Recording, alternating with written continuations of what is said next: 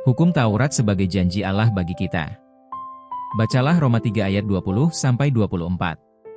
Meskipun Paulus sangat jelas mengatakan bahwa kita tidak dapat diselamatkan dengan menaati 10 perintah Allah, lalu bagaimanakah seharusnya perintah-perintah itu berfungsi dalam kehidupan kita?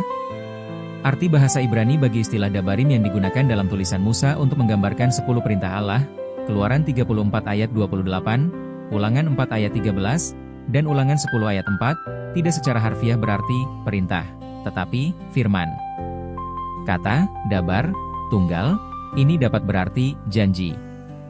Itulah sebabnya, di banyak tempat, 1 Raja-Raja 8 ayat 56, 2 Tawari 1 ayat 9, Nehemia 5 ayat 12, 13, Ulangan 1 ayat 11, Ulangan 6 ayat 3, Ulangan 9 ayat 28, Yosua 9 ayat 21, Yosua 22 ayat 4, Yosua 23 ayat 5, dabar diterjemahkan baik dalam bentuk kata benda atau kata kerja yang menyatakan gagasan janji.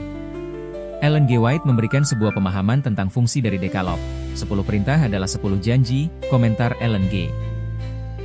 White, The Esdia Bible Commentary, Jilid 1, halaman 1105.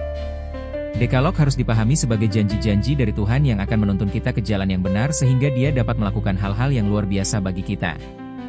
Tetapi kita harus menaatinya.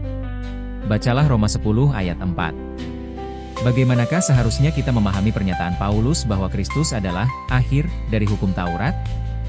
Paulus menyatakan bahwa Yesus Kristus adalah telos dari hukum Taurat, tetapi bukan dalam arti bahwa Kristus membatalkan hukum Taurat atau meniadakannya. Sebaliknya, ini berarti bahwa Kristus adalah tujuan dan maksud dari hukum Taurat. Ini tidak berarti bahwa korban penebusannya mengakhiri keabsahan dan kekekalan hukum Taurat.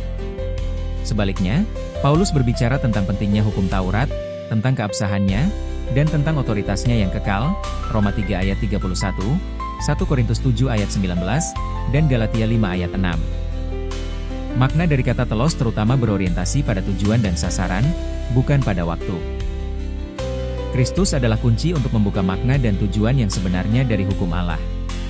Dengan demikian, tidak benar jika dikatakan bahwa Kristus membatalkan, menggeser, atau meniadakan hukum Taurat. Kristus adalah tujuan dari hukum Taurat, Dia yang dituju oleh hukum Taurat. Bagaimanakah hukum Taurat mengarahkan kita kepada Yesus?